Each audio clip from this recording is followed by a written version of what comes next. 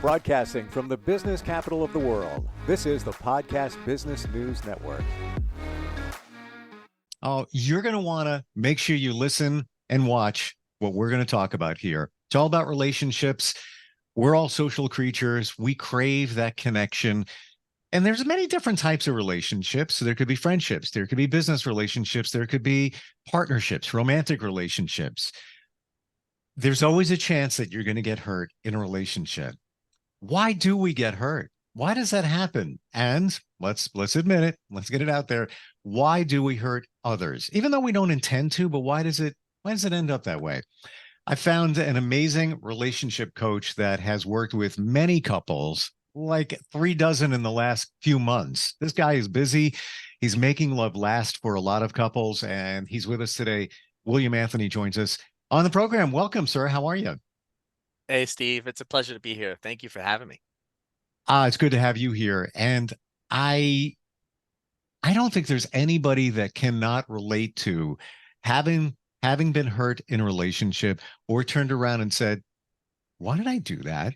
Why, and it could be, you could be looking at a relationship from years ago, and you might just have an epiphany and say, wait a minute, why did I do that? Because let's face it, let's be honest, takes two in a relationship, but Yes. let's go right there. Why Yeah. do we get hurt in relationships? Why does that typically happen? There are obviously a million reasons, and people, when you talk to them about their relationships and past relationships, they'll give you very different reasons. But a lot of them boil down to very common things that occur in relationship breakdown.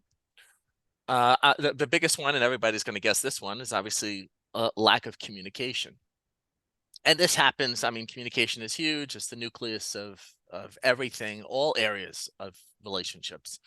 But ineffective communication, it leads to misunderstandings. It leads to unmet needs simply because you're not communicating. Hey, I want this. I desire this from you.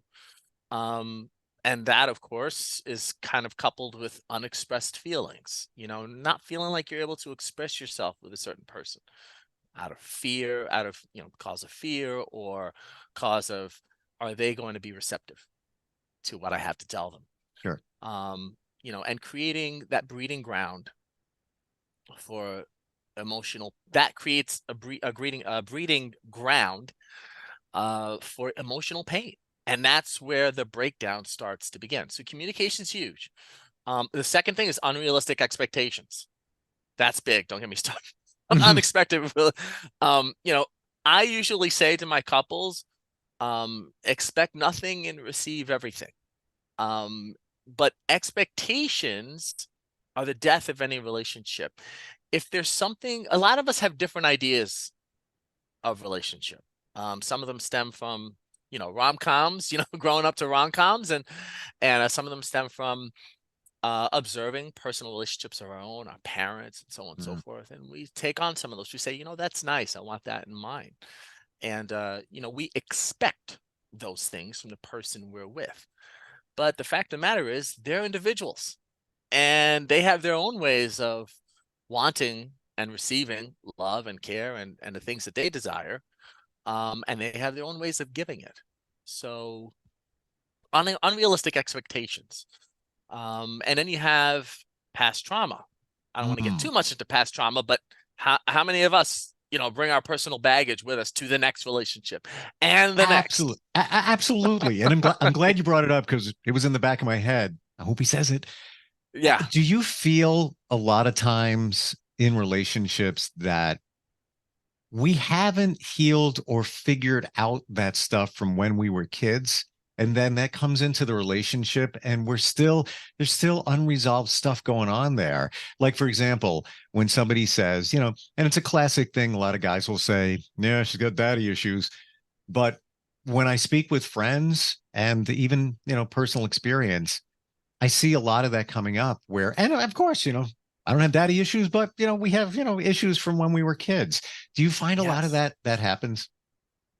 Yeah, absolutely. Our formative years, cement a lot of our relationship perceptions and ideas. That's, that directly translates into how we interact with other people, Sure. you know? So, daddy issues, yeah, we hear it all the time, but it's such a generalized term. I mean, everyone's different and everyone goes through, different experiences. People have been hurt by parents and so, they end up developing trust issues, Mm. and I think what happens is if you don't look into the past and sort of at least make an attempt to resolve those issues, you'll just continually accept them as part of you. And that's what a lot of us do. We just accept them as part of us and we just move through. Well, that's me. So, and I'm not changing for anybody. Right. Right. Or you might not even know. You might not Or even be you might aware. not be aware of it. Yes. And It's that's stuff the most that's dangerous thing. 100%. And especially like when somebody is not faithful and cheating takes place, a lot of times people will say, oh, well, they cheated because they weren't getting what they wanted in the relationship. Well, that may be, I believe, partly true, but it's also unresolved stuff from the past. Maybe they have expectations of their current partner that aren't real because they're still stuck in whatever trauma they were dealing with or are dealing with, and that's why they cheated. So I don't always think it's the relationship that caused it. It's the person that's doing it that Yes. has the issues. Yeah, absolutely. And here's a key to that. You'll know that you may have some unresolved issues, whether they be from past traumas and so on and so forth. If you look at the relationships that you've entered into and you find the same or similar issues occurring in every single relationship. Or And that find the means that, same type of people over and over again. Why are they or always find showing the up? same type of people. Yes. I'll be honest. I'm single. I'm dating somebody, but over a period of time, got divorced. Right. I find a lot of women have anxiety, and I feel that I'm bringing it on. I don't know why. I'm not the therapist. I don't want to be the So let therapist me ask anymore. you, are you finding people who have anxiety, or do you feel like you're the one that's causing the anxiety? No, finding. Yeah. Finding individuals who have Yeah. anxiety. Yep. Totally. And Now, I've done I don't want to, hypnotherapy and lot of different things, healing, and figured out some things, from my past, and wasn't a bad childhood, but parents got divorced early and things like that. But sometimes we attract that, but we don't know why we're attracting it. did you ever figure it out? Um, I think I am wired to help and heal, and I think part of that is because my mom was very overprotective and had a lot of anxiety, and unresolved. She wasn't on meds or anything for it, but she was very, overprotective about stuff. So I almost feel like I attract it because I'm there to help and heal. Yeah. I don't want to do it anymore. The therapist is out, but I believe that's part of it. I believe that's part of it. So, and I don't want to dive in personal, No, but no may worries. I ask Yeah, go ahead. the person you're with now, does she have any anxiety? Mm-hmm. She does. Yep, Okay. for sure. Scale of 1 to 10, what's her anxiety level like? Um, probably put it up there like 6 or 7. But A 6 or 7. I've met people prior, and it was just not couldn't deal with it. It's different. There's a lot of things, and we talk about it, and I help her with it. I even in the beginning, got her hypnotherapy, and we work through it, but it's all good. But it was just a trend of that showing up all the time. And, I guess I'm the helper, not the You are the therapist. help. I Yeah, guess I am. absolutely. Yeah. You're And either it's, the helper or you're the one that needs help. uh, you know, I, I look at that, but I don't really feel that I have anxiety. So it's not like I'm looking to get others, for that. Right. Yes. Um, Yeah. but yeah, and that's we're skimming the surface of as an example of how to look at your life and why you do what you do. Here's Yes. a great example. Have a friend, and I'll keep it real quick. We're talking about daddy issues, infidelity. So he was married for a lot of years, and it did. The relationship ended. She said, she wanted to end it right, abruptly. Okay. And her father left abruptly when she was younger, and she was estranged until they got married. And he said that she got back together with her dad and it was all good. Um, and then he started getting cancer, and then he passed away. And along the way, he found out she started cheating. And after he passed, a few months after, that's when she told my friend that she wanted a divorce. Wow. But the guy she's with now, he showed me pictures side by sides of her dad. And I know the family. So I knew the dad, and the guy she's with now looks like her father. Like, you can't deny it. Looks, same ethnic background, same hobbies, looks like a younger version of the same guy. So my friend's like, oh, Yes. I don't want to say it's textbook, but it kind of looks like daddy issue, unresolved. And I don't mean that in a, facetious way. It just looks like unresolved issues taken into their marriage. And then it all surfaced. And especially he came to a head when he was going through treatment, and then when he passed. If I didn't see the side by sides, I like, all right, bro, yeah, all right, whatever you say. Then I saw the pictures. I'm like, it kind of looks like what it is. Wow. I Yeah, mean, putting aside the fact that, emotionally losing a parent is a big deal. for sure. Um, let's put that picture into a broader spectrum, a broader view. You got your daddy issues, and then you have mama's boys, and you get all kinds of All of them. labels, right? Yeah. But if you look at it, sometimes the most prominent relationship that you observe throughout your whole life, especially during your formative years, is your parents. Right. So you're going to adopt certain likes, certain dislikes, certain things that you expect in a Yeah. relationship, certain things that you would give in a relationship based on that extremely major relationship that's been prominent your whole life. A So hundred it doesn't percent. necessarily have to be, oh, she wants to be with her dad. It's just that it's just through observation, and that's something to pay attention to. Get to know the in-laws, get to know the parents, see how their relationship is. Mm.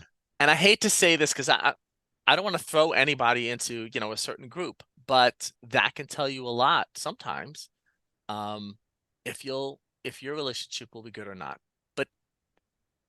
But here's the thing, the kicker to that is you can't tell what somebody's capable of and what they're not capable of, and what they're willing to do for the person they love and won't. And a lot of Yep. people change in different ways. And when I work with my couples, they change in ways that they didn't expect, that they didn't know. Hmm.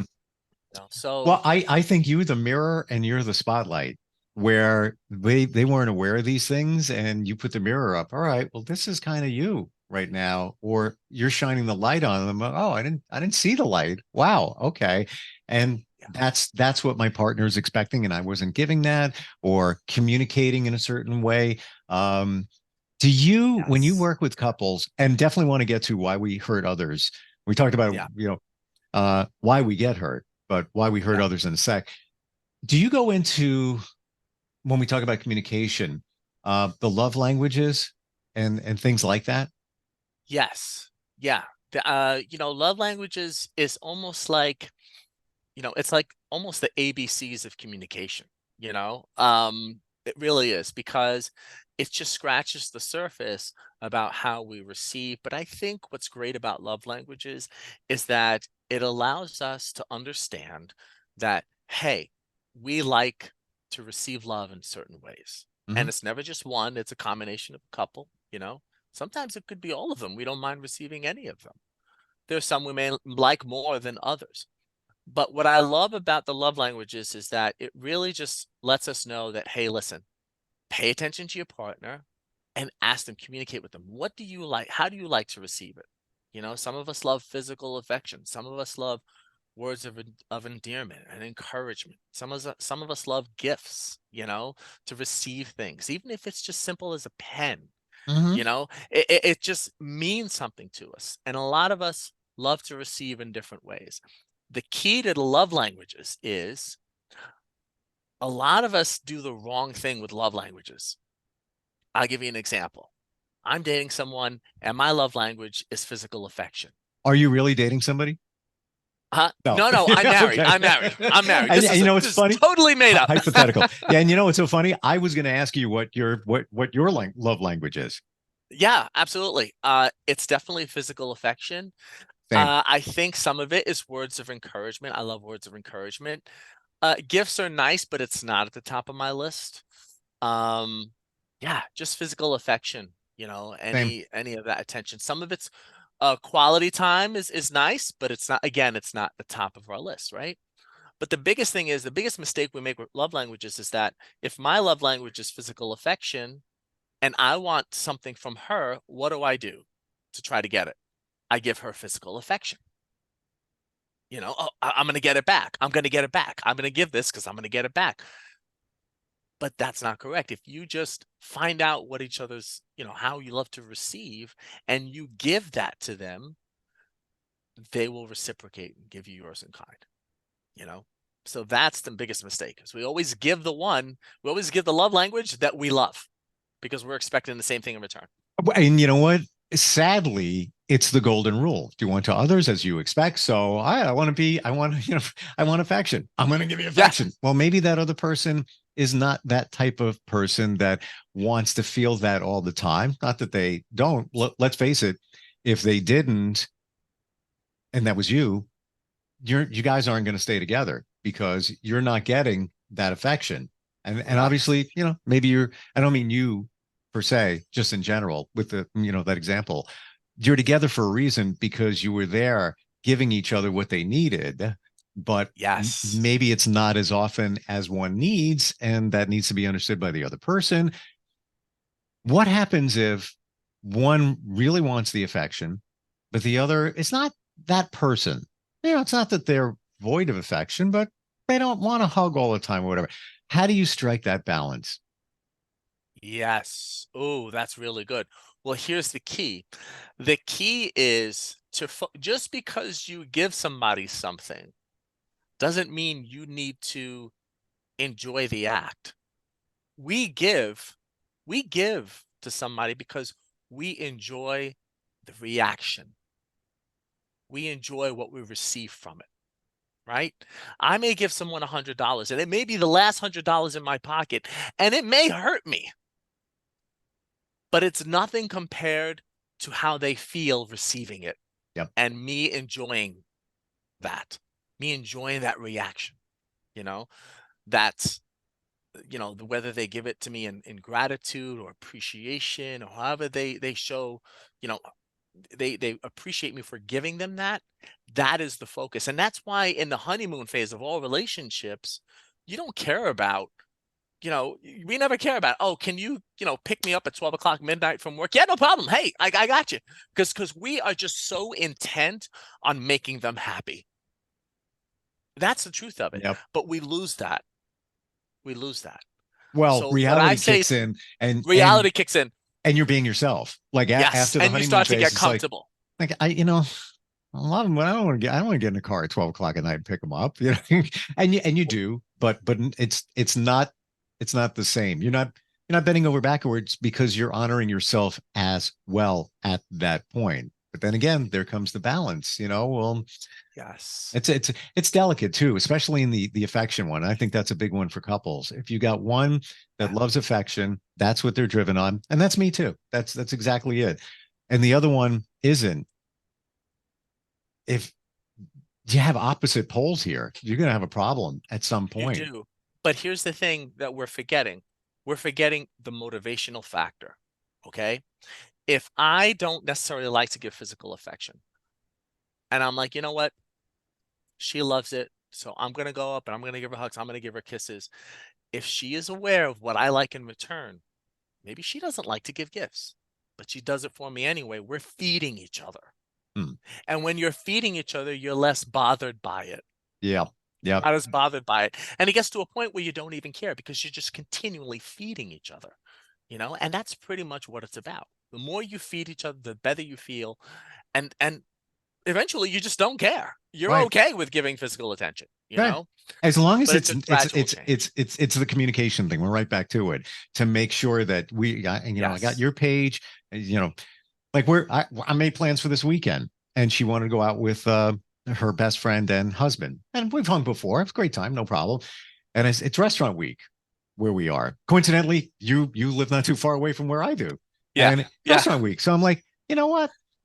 I'm usually picking where we go or making a suggestion. I said, you know what? Talk to your friend, pick a restaurant, look on the website. Maybe we'll get a good deal. I don't care. Whatever. You pick it. She goes, really? It doesn't matter. I'm like, I'm thinking to myself, because I don't want to I'm not, just throwing it out there. I'm like, do I really? I really care. So you pick it. Just make the plans. We're going to a concert afterwards. So, so it just times out. Let me know, and then we're all good to go. And I'm fine with that. And sometimes she likes to make the decision. I'm like, good. It's all good. Let's go to why we hurt others. Why does that happen? Yeah. Why we hurt others. That's so, a lot of it you're going to see. You used the term mirroring before. It kind of mirrors a lot of the things that we discussed, why we hurt others, right? Sometimes it's unaddressed personal issues, and that can kind of mirror, you know, um, childhood traumas or past trauma, bringing that into it. But if we have personal struggles, when we get into that comfortability phase, um, sometimes it's stress or insecurity. It can manifest as hurtful behavior towards others. And that's the truth, because we get Hmm. comfortable expressing ourselves, but it's not just about just expressing the good stuff. It's about expressing the bad stuff too, Yes. right? So we start getting comfortable there. And then our partner's like, whoa, especially if we're just entering a comfortability phase, they're like, wow, you never like seemed this way before. Stuff never bothered you this much. You never reacted this way. And it seems to be different. Sometimes it's a difficulty of coping with your own personal issues. And then we end up throwing it on someone else. And that's the truth. Hmm. Emotional regulation. If you have difficulty managing and expressing your emotions, it results in lashing out. That's a big one. And fear of vulnerability is huge, especially for, I'm not throwing men in the category, please don't get me wrong, but I just noticed that, more men have a fear of being vulnerable, and talking about their feelings. Surprisingly enough, and because we refuse to be vulnerable, it leaves the other person in a dark room. I don't understand what's happening. I don't understand what's going on. And they feel left out. And eventually they feel like, well, if you don't want to let me in or allow me to be a part of your life, and that's hurtful. It's hurtful when you Do don't you let someone. think, guys are like that? And I totally get it. Um, William, do you think that they are like that because they haven't figured it out and they don't want to talk about it? So they come off as being just standoffish. They don't want to discuss it. They don't know why they don't want to. But again, I'm feeling that it goes back to what we know, like from our childhood, things like that. We haven't figured it out. We don't know it. I don't know how to deal with it. Something's up, and I don't want to talk about it. I don't want to deal with it. I don't want to deal. Let's not talk. 100% true. And I'm going to be 100% real here too. Two reasons for that. One, we're never really taught how to communicate that. We're Yeah. taught that if we have an issue, we're gonna deal with it ourselves, and we're gonna come up with a solution, and then we'll implement, right? And number two, if I'm keeping it real, we don't want to be bothered with thinking about it too much, Yeah. because we don't know where it's gonna lead, where it's gonna go. What are we Let's gonna move really that think one of? to the top. Exactly, right? Yeah, it's like We're gonna put a pin in yeah, it. it goes right back to we need to talk. Oh boy, where's this going to go? Oh, Yeah. fantastic. All right. Yeah. And you know what? I think it's cultural as well. Now that you're saying this, because what are guys taught to do? Squash your emotions. Big boys don't cry. Come on, stop crying. Stop. Don't do that. What are you doing that for? And I Absolutely. I recently heard that, and you do the research on this, Google it, that boys are much more emotionally intelligent than girls are. And I'm talking when they're much younger, 3, 4, 5. But what are they told to do? Stop crying. Big boys don't cry, but they're much more emotionally intelligent at that age, way before girls are, but they're told to suppress it, or they don't know how to do it. They don't know how to deal with it. I have all this emotion, I'm a boy. And then that's why, some people say boys are crazy when they're younger and girls are sweet and okay. Kind of changes later in life. I have a teenage daughter. Um, Yeah. But that's there you go. I think that has a lot to do with it. Like we're told from an early age not to show that emotion, but it's there. And then we don't know how to do it. As guys, we don't know how to do it. So then we just put it off to the side. Don't want to talk. Yeah, I think what happens is, it's a positive and it's a negative. Hmm. It's a positive 100%. because we're internalizing the emotion. So what we have experience in is analyzation, Yes. analyzing those emotions and seeing where they come from. Yep. So, it's easier for us to come up with conclusions and how to handle those emotions. Emotions are just signals. That's it. They're not the message. But Hmm. if you're it, and so there's two caveats to that. But then on the other hand, we don't fully express and release that emotion, so we can experience the catharticism of feeling better afterwards and feeling resolved and be able to rationalize. Yes. We're forced to rationalize internally. And it's hard to rationalize while you're feeling this emotional eruption inside at the same time. Sure. So that's a difficulty with males. Now, if you are taught to express your emotions and just have them outright, the problem with that is the caveat is that we get through it quicker. So now we feel it, it passes quicker because we're used to expressing it, relieving it, getting it out. So we recover quicker. However, emotions are not communication. Hmm. Emotions are not communication. Emotions are just signals. If you're angry, you could be angry with someone about anything, but the message could simply be, I'm disappointed because you forgot about me. You know, that's not doesn't sound like an angry message, does it? No. But again, emotions are just signals. It's up to us to determine what the true message is and then relay that. So with that being said, if you are encouraged to express your emotion every time you feel it, yeah, you're expressing it, but where is the refined communication, figuring out the message? Because we just get emotion, but we don't get what's truly going on. An And if interesting. we I'm sorry. Keep going. No, go ahead, go ahead, go ahead. Even Go what ahead. you just said. You gave an example of anger, but a lot of times anger is sadness. Yes. And the example you gave is perfect.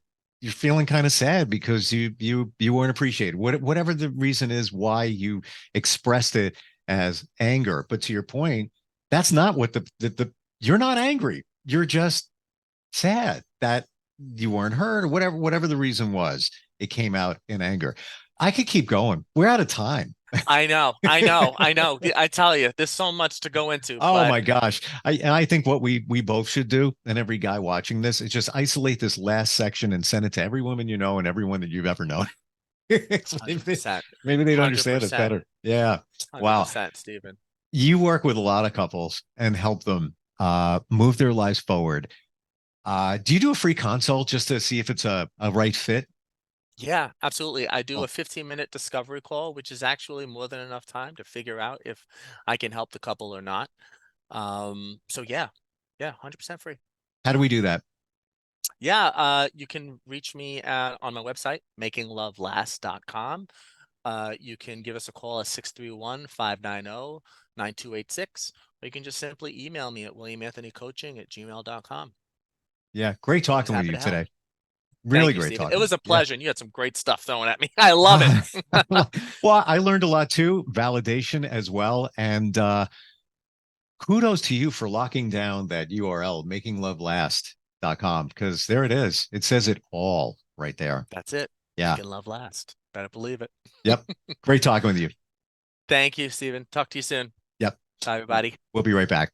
Are you looking for even more of the podcasts and hosts that you love? The Podcast Business News Network is proud to announce that you now have even more ways to listen live. Check out the MyTuner Radio, online radio box, and Simple Radio apps on iOS and Android, or find us online. Search for Business News Network on mytuner-radio.com, or search Podcast Business News Network on streama.com and onlineradiobox.com/US. Take your podcast on the go and don't miss a minute of the action.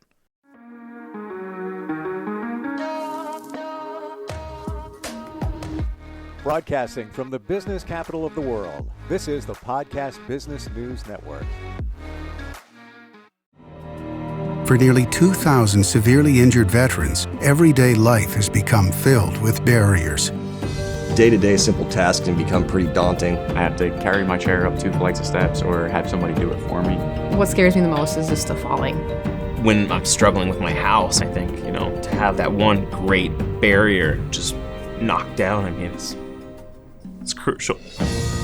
Home for Our Troops is a wonderful nonprofit that builds a Mortgage-free, fully adaptive, handicap-accessible house. And there's no catch. It'll be our very first home that we've ever owned. This is a game changer. This is where your life begins again. We need you to join us in completing this important mission. Please visit hfotusa.org and help build homes and rebuild lives. Because of you, everything's going to be okay.